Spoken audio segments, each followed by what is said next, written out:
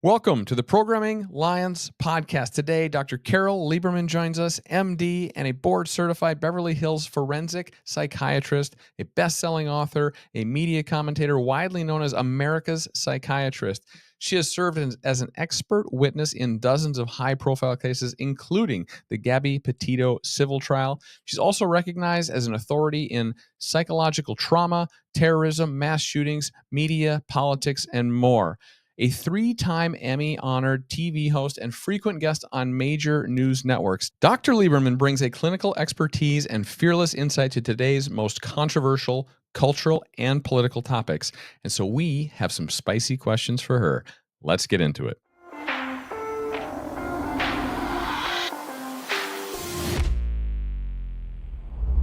Dr. Carol Lieberman, thank you for joining our show today. We're excited to have you on. We got a lot of interesting topics to get into with you. But before we do that, could you give us a little bit about your background, education, what kind of work you've done and currently do? It's great, first of all, that your kids are on. Adds a whole new dimension. So let me tell you that when I was 8 years old, that is when I decided that I wanted to be a doctor. Okay. And when I was a teenager, and I decided I wanted to be a doctor because I read a book about the first woman doctor in America and how she was helping people and so on. And then when I was a teenager, I read a book, Freud's, Sigmund Freud. He was the number one psychoanalyst and father of psychoanalysis. And I read one of his books called An Interpretation of Dreams. And that's how I decided I totally connected with that book and what he was saying. And that's how I decided that I wanted to be a psychiatrist. Okay. After that, so I went to college and I went to medical school. And then I did some medical sub-internships and internships. And then I did a psychiatry residency at NYU Bellevue in New York. Okay. And then when I moved to California, I'm from New York, born and bred. And when I moved to California, I got a master's in public health on top of my MD. Okay. And what I do a lot of different things. Of course, I treat patients. I also am a forensic psychiatrist, meaning that I'm like one of the experts that they call in a trial, a criminal trial or a civil trial. And I analyze whoever the person, like if it's the defendant for a criminal case or, whoever the people are involved in that. And I do a lot of television and a lot of radio. I have a host of two podcasts. One is called Dr. Carol's Couch, and the other is called The Terrorist Therapist Show. Okay. And so because when I was going to medical school, when I decided to be a psychiatrist, I didn't just want to be the kind of psychiatrist that sits in the office and sees patient after patient. I wanted to be able to reach more people, to help more people. And so it was always my plan from before I went to medical school to do media, to also talk about these different issues in the media so I could reach more people. Mm-hmm. That's the shortest. Wow. Okay. Well, you've done a lot. That's wow. I left out. Yeah. I left out something important. I've written 4 books. I'm a best-selling and/or award-winning author. Yeah. And I was asking about terrorists before we started because my most recent book is called Lions and Tigers and Terrorists, oh my, Okay. How to Protect Your Child in a Time of Terror. Oh. And what the first half of the book is for grown-ups, to how to talk to kids about terrorism and what to do, different activities to make a child more resilient. And because of the things coming up in the world, notably there are going to be more terror attacks. And then the second half of the book is a children's book. It has pictures of everything you ever wanted to know about terrorism, but were afraid to ask. Okay. And, kids really do want to know these things. Parents don't realize necessarily that kids are aware of a lot. And so they really need to express their feelings and to understand why do terrorists want to kill us, that kind of thing. Right. That would be super interesting. So we'll definitely have to get a copy of that, and we'll drop the link for your books into the description so people can check it out and look at your work there. And and I think we'll have to dive into some of that maybe here in a bit in terms of takes that you might have or advice for parents on how to coach their kids through what's going on in the world. So that was really cool. Okay, well, we've got a lot to get into. So, boys, without further ado, where do you want to start? So, I'm starting off with this, right? What is your method for kind of like assessing and breaking down social issues that come to you? Well, yes, you mean things that are going on in the world. Yeah. Basically, I was talking about how I decided to be a psychiatrist when I read Freud's interpretation of dreams. In my residency training as a psychiatrist and so on, I have studied more, been supervised by psychoanalysts. And I even went to London, lived in London for a while to study under Anna Freud, Freud's daughter. This Oh, was wow. right before she died. It was an amazing opportunity, an amazing experience. She was amazing. And so I have the way that I look at my patients, the way that I look at being an expert witness and putting that case into some kind of perspective for jurors, and the way that I look at social issues is all from a psychoanalytic point of view. Mm-hmm. So I try to understand why things are happening and what impact they will have on people, on the Mm-hmm. why people are doing certain things and what impact it will have on the rest of us. So, what are your thoughts on social contagions? For the most part, they are bad. So bad social contagions spread faster than good social contagions, unfortunately. Mm-hmm. Some examples are on TikTok. The stupid challenges that TikTok has, those things spread like wildfire and they're very dangerous. Things like, I know you two are too smart to fall for any of these challenges, but you probably have seen them. There was a challenge about licking toilet seats. You're supposed to do these things and then take Oh, video of it or photos of it and post it online or post it on TikTok. And so licking toilet seats, doing a thing where you sort of try to strangle yourself, choke yourself, and then you're supposed to stop before you actually die. It's very dangerous because you can't necessarily stop yourself before you've already been made unconscious and then you die. Oh, there have been a number of cases, maybe you've heard about these in the news, where children or teenagers, it's not just little kids, it's like even teenagers do these things to get attention on TikTok or on other social media, and they've died. I mean, some parents have sued TikTok and so on, but that doesn't bring their child back. So that's an example of bad contagion. What's an example of good contagion?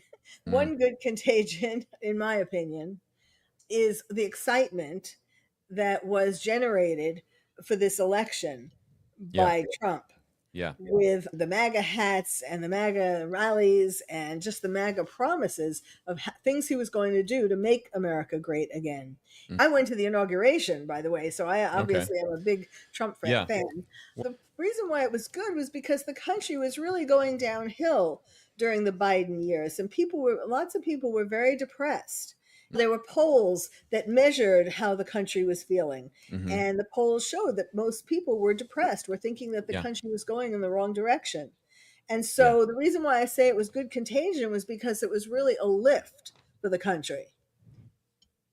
yeah, yeah, yeah. I agree. Yeah. Well, even W- like continuing from that, like depression or something, I think it's like PEW or Pew. Studies have shown that liberals are most likely to suffer from like a mental health and low happiness. Like, why and basically how can you explain this? Yeah, I don't know. Maybe you've seen this. I think a Pew Research study was done, and it showed pretty dominant, like that Liberals liberals, are going to be and more in like, particular liberal women, are less happy, have higher mental health issues than conservative women. How do you unpack that? It's interesting that liberal women are having a lot of trouble finding boyfriends and Mm-hmm. husbands because, like, on the dating apps or even just in real life, if they meet somebody and they find out that the person is a Republican or likes Trump, they don't want to go out with him. They have Yeah. run out of men to date. Right. Liberal females are angry. It's hard to they're just not happy with themselves and with life. Mm-hmm. They are typically people who are the protesters. Mm-hmm. They're the ones who knocked down the the statues, for example. They're Or the paint a ones swastika on your Tesla.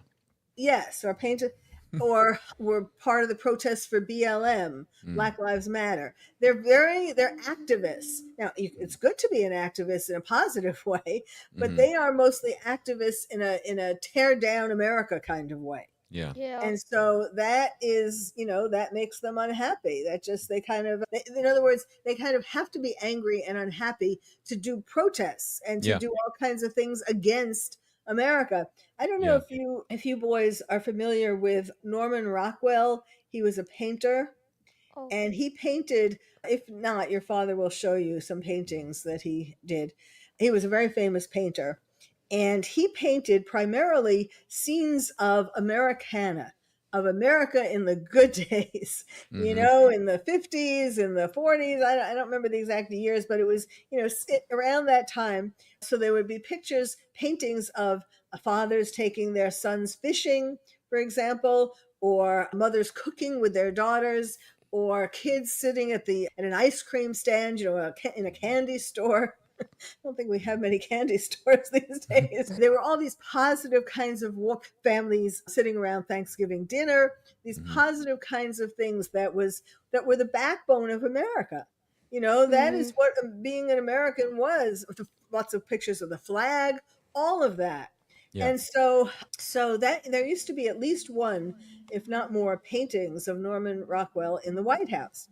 And Biden took down the painting or paintings Yeah. and put up, I don't remember what, like a picture of himself or something, but it was a very symbolic move because he was taking down, he didn't want us to remember America in that good way.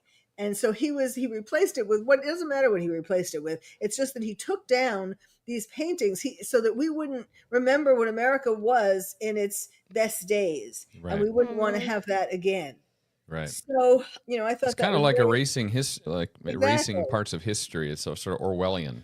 Yes, yes. Social contagions from a psychiatric view in your experience, I have to ask about Trump derangement syndrome. Is it real, and can it be treated? Funny you should ask. What a coincidence. I am in the process. I'm finishing off my proposal for Trump derangement syndrome to be included in the diagnostic and statistical manual that the American Psychiatric Society, American Psychiatric Association puts out every 5 years or so. We've known about you. I'm sure you guys have heard about Trump derangement syndrome. Yes. We experience Yes. we Oh, experience yeah. it every day too. Yes. Okay. Mhm. So, but it was around when Trump was president the first time. Okay. Right. But now it's a lot worse. So I was talking about Trump derangement syndrome in sort of a general way back when he was first president. Uh-huh. But now it is much worse. And I will tell you my definition. Trump derangement syndrome is an irrational, quasi-psychotic hatred of anything Trump, resulting in rage and over-the-top efforts to destroy him and his work. You wrote a whole definition on it? You wrote that? Yes. That's pretty good. That should be in the dictionary. Yeah. That seems well, we might have a little bias because we feel like we've been on the receiving end of Trump derangement syndrome because we espouse a lot of conservative and patriotic values on our channel, and we were advocates for Trump during the election and today. But and he's not perfect, but it is wild to me. You don't even have to say anything about Trump. You'd be talking about a policy, the border. How do we secure the border? And then they'll say, "Hey, did you hear about Trump? Trump wants to date his daughter." And I'm just like, "What? Like, how did we get there? Like, how did we get there?" Yeah. And so when you say like quasi-psychotic, is that an example where people will bring Trump up where he's not even in the conversation? Well, I'll tell you. I actually divided it into mild, moderate, and severe cases. Oh my God. Oh my. This is amazing. Okay. A mild case is a person who reels at the mention of Trump's name with a need to speak up with criticisms and expletives curse words, yelling or throwing something at the TV when Trump appears, stammering. This is mild? This is mild. Seems Okay. I can't wait to hear severe. Yes, right, the major. Stammering when asked what's not to like about Trump, and an inability to come up with anything that makes reasonable sense. Inability to be able to, that's kind of like what you were talking about, and here's another description of that. Inability to be able to state what policy is objectionable or why, deflecting instead with statements like, oh, he's just awful, and TikTok rants. So an example of somebody with a mild case, and I've been kind of generous with this, is the ladies of The View. Oh. Who are Oh, always, man. We're familiar. We're familiar. who are always putting Trump down. Yeah. So a moderate case Oh, here we go. is someone who, in addition to those symptoms of a mild case, also have these. One's life has been overtaken by TDS, Trump Derangement Syndrome, interfering with work, family, other relationships, and responsibilities. Being unable to distinguish between what one doesn't like about Trump's policies from what one doesn't like about him personally. Being unable to calm oneself to prevent lashing out verbally and or physically against supporters of the president. Engaging in actions to protest against Trump, such as joining marches, writing op-eds against him, or giving speeches and interviews against him. Threatening, following, or assaulting people who wear MAGA hats. Any of that happen? Or other MAGA clothing, or carry MAGA collectibles. And committing road rage upon seeing a Trump bumper sticker on a vehicle. Yeah. So an example of this, maybe you heard this, it was in the news. There was a woman on the subway in New York who saw a young man in a MAGA hat, and she started calling him a racist. Yeah. He wasn't Caucasian. He was saying to her, how could I be a racist? It wasn't clear really what race he was, but not white. And so it is not likely that he would be a racist. So she chased him off. She was yelling at him, you're a racist, you're a racist. She was saying all kinds of mean things to him. And she chased him off the train, the subway. And she ran after him on the platform. She was trying to grab the hat, and she fell on her face. And this was in the New York Post, and it's online. Yeah. In a lot of places. Wow. Okay, a major case. All right, here we go. Oh, boy. Oh, here we go. In addition to the mild and moderate symptoms, someone with a major case quits one's job or leaves one's family to work full-time trying to stop Trump. Yeah. Okay. Yeah, I know a few of those. Okay. Leaving the U.S. in protest of Trump and establishing residence in another country. Doing something illegal to try to stop Trump, such as to bribe a judge to stop one of his executive orders. Threatening a major figure in Trump's administration up close and personal. So, of course, Elon Musk and also J.D. Vance, pro-Ukrainian people right after Zelensky was at the White House. They went after J.D. Vance. He was with his daughter, and they were shouting things at him. And his daughter was like 3 years old, and she was very terrified. Okay, let's see. Attacking someone's personal Tesla, a Tesla showroom or manufacturing facility by vandalism, arson, gunshots, Molotov cocktails, or the like, because Elon Musk, Tesla's co-founder and CEO, has been appointed by Trump to head Doge. Doxing Trump supporters, you know what doxing is, putting people that happened to us. Yep, happened to us. It happened to you. Yeah. Unbelievable. Oh, wow. You'll have to, I'd like to hear about that. Yeah. So doxing, putting someone's personal information online with their address and all that. Yeah. And then next comes swatting, where they call the police and say some crime is happening at your house, a violent crime. And then the police come with their guns, and it's obviously a very dangerous situation. The person inside the house could be killed, and the police could be killed. Yeah. And then fantasizing about harming Trump oneself, joining a nefarious group plotting harm to Trump, or arranging for someone else to harm Trump, even though knowing that one's punishment would be severe. And so an example of this is Rosie O'Donnell and Ellen DeGeneres. Rosie O'Donnell moved to Ireland, Ellen DeGeneres moved to England. Yeah. Then we have J.D. Vance, I mentioned, attacks on Teslas. The New York Attorney General, Letitia James, who campaigned on the basis of getting Trump. Yeah, I've debated people about some of this Trump stuff, and imagine like Letitia James campaigned on the slogan that Orange Man bad, I will find crime against Orange Man. That is like that presupposes a crime that they had to go and find. It's so that's to me like you're a subject of derangement syndrome in that case. Absolutely. Right? She's the New York Attorney General. She's not just some lawyer or something. She has an obligation, a responsibility to New Yorkers. Yeah.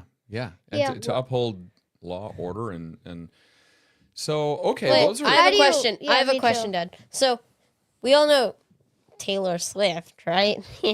Anyway, Taylor, I heard that before the election, Taylor Swift, I think, said that if Trump won, she was going to leave the country.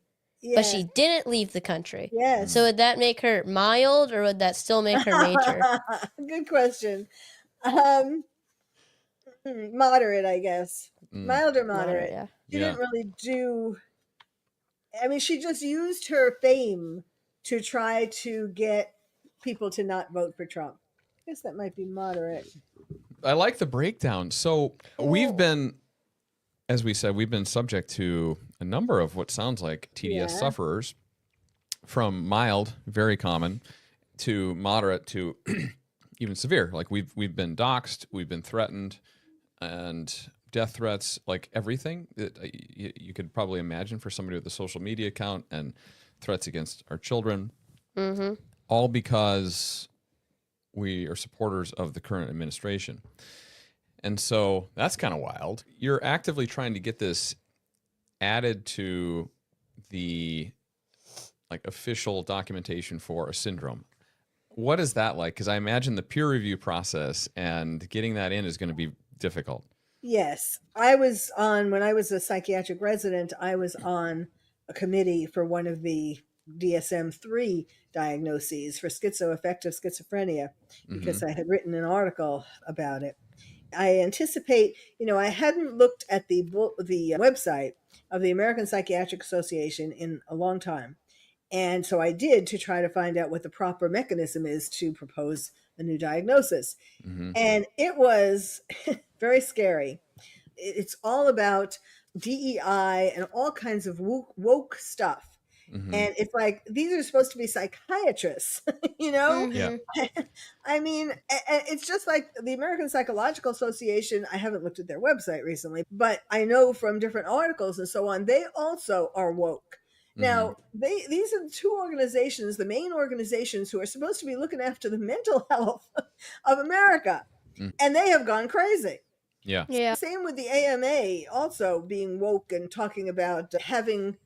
You're not born as a boy or a girl, like trying to, teaching in medical school to not like to that sex isn't determined by your biology. And so it's no wonder that America is just kind of going crazy. If you can't like rely on these organizations or these people who, are supposed to be looking out for you, it's just very scary. Well, this like the mental health thing, right? Like you just mentioned. So, do you think it's mostly like manufactured versus like actually real? Maybe what you mean, Max, is like, is somebody behind it? Like, is someone behind it, or is it just like behind this, like a massive psychological warfare? Yeah. Is somebody trying to make us go crazy, basically? Yeah. Well, there are some people who are very powerful. That's something that I've wondered about too. That how could somebody be? Who is it that is so powerful, or who is an organization that is so powerful that they're able to overcome the otherwise or previously intelligent groups, doctors, psychologists, psychiatrists?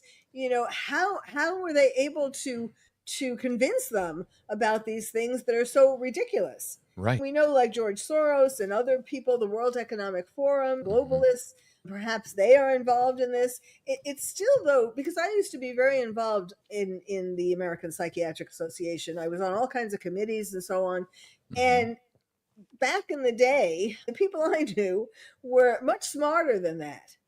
And so it's very disturbing. It's a great question, but it's very disturbing because I need to know the answer. Even medical schools, medical schools, it used to be that you'd have to have good grades and good extracurricular activities and all of that stuff. And nowadays they look more at what you do, how much social justice, volunteer work you do. Now, if I'm sick in a hospital or anywhere, I want a doctor who has spent his time or her time learning about different illnesses and who was the smartest in the class, not Right. the Yeah. one who did the most social justice work. Yeah. So it's Or you is know, it just because like their gender or their race or something? Yeah. Yeah. right, exactly. So you bring up this interesting point of this drift in higher education, in medical industry, of people being trending in this kind of let's say woke direction, and I can't for the life of me figure out why this is happening, because yes, these are people that are supposed to be dedicated to science, their craft, and making people better, but they seem to be doing some of the opposite. So I'm curious, like, what happens? Is it groupthink, and is it peer pressure? I just don't understand what happens. I think part of the part of the problem is the fact that these things started earlier, like in medical school, the people who get chosen to be in medical school over the last, I don't know, however long wokeness has been around. And so that's part of it, that they come into these organizations, wanting to be like that. And the medical schools are teaching classes on wokeness. I mean, classes, they don't call it wokeness, but like Yeah. classes on DEI or classes on, why isn't trans wonderful and that kind of thing.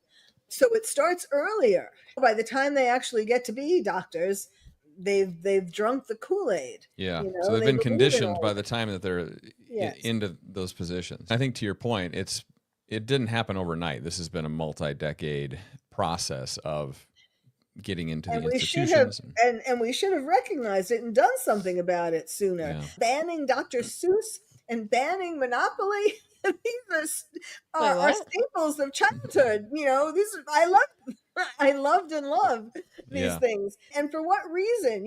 I guess Monopoly, because you're not supposed to be capitalist and buy hotels or think about money. Yeah. Wait, Monopoly's banned? There was attempts to shut down Monopoly, and I think the What? maker of it, is it Hasbro?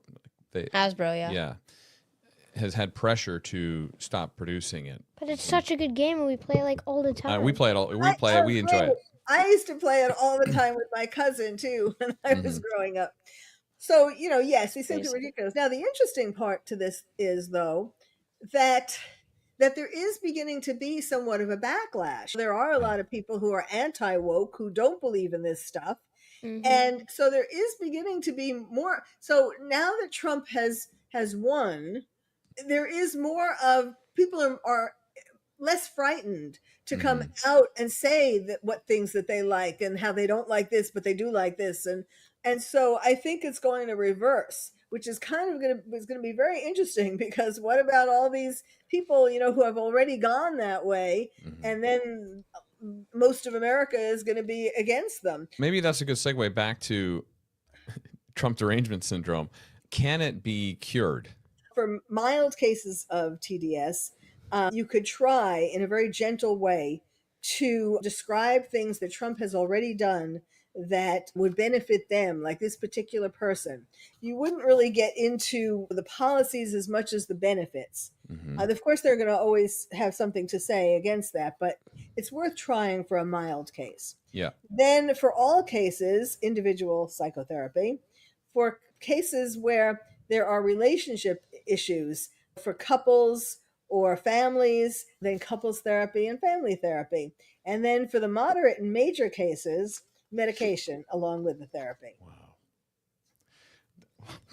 Wow. Medication? Wait, what Medication. What medication Well, yeah, what would kind it of be? what Well, kind of depending medication? upon what other things are associated with it, like there are some other psychiatric symptoms that can be associated with TDS, like anxiety, depression, obsessive compulsive behavior, hysteria, paranoia, sociopathy, psychopathy, suicidal thoughts, delusions, loss in touch with reality, mass psychosis, anger. To name a Lost few. touch of reality. Yes. So we can maybe wrap up soon, but as we kind of put a bow on the TDS topic, because this is Okay. fascinating, and I'm sure it'll be fascinating is to our funny. audience. So thank you so much for everything that you're doing in this, because in our opinion, there's some reality to this for sure.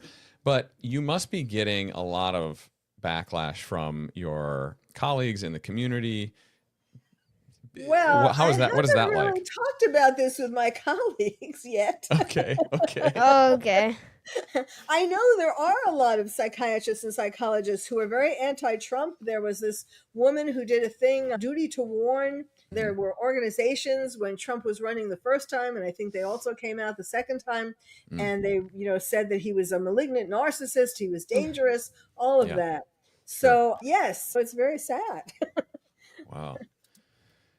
You've described a lot of issues that we seem to experience and put some credibility to it in terms of your background in psychiatry. We hope you have some success getting it through the institution and into the I don't know, what would you call it? The accredited The American list? Psychiatric Association. The American, okay. And the DSM, the Diagnostic and Statistical Manual.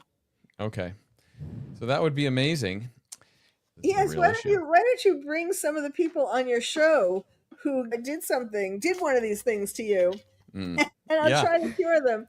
Yes, we could do that. We could definitely do that. It'll be a tall hill to climb, but we appreciate you coming on and talking about this. I can't wait to read more about the progress that you make on this. Meanwhile, we're going to catch your book on terrorism, which we didn't get a chance to get into deeply Sure. today. And with that, we'll call it a wrap. But thanks so much for coming Okay. on. Good luck to you. And maybe we'll do another session in a few months when more information breaks about your progress on this. How about that? Okay, that sounds good.